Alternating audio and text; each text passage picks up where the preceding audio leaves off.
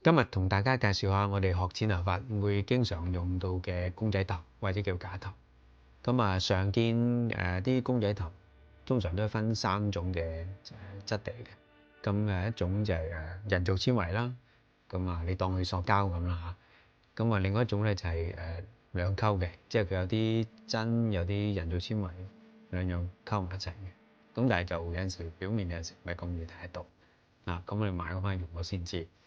另一種咧就係全真髮啦。我以咁一段時間教學嘅經驗咧，就都係建議盡量買啲全真髮啦。另外你都要留意翻咧，佢嗰啲頭髮嗰個嘅方向啦。如果你見啲頭髮咧，全部都向後，即係整出嚟，你見啲公仔頭而家啲圖嗰啲咧，啲頭髮順序向後咧，就唔係幾好用嘅，因為咧嗰啲你係剪唔到啲碎陰嗰類嘅髮型。要揀係揀呢類會好啲，即係能夠向前垂落嚟嘅，即係遮住面嗰種，同埋就係揀啲顏色嘅比較淺啲嘅好嘅，即係揀啲中啡啊或者淺啡啊咁樣。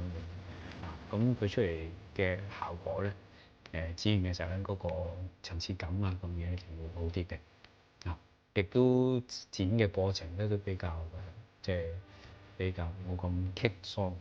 因為啲人造纖維嗰類咧就發覺經常都好棘發疏嗰啲，咁就唔好建議用嗰種。就係呢啲真髮嘅剪裁咧，我哋剪裁嘅時候就會流暢好多。希望今日嘅資料啱你用，下次見。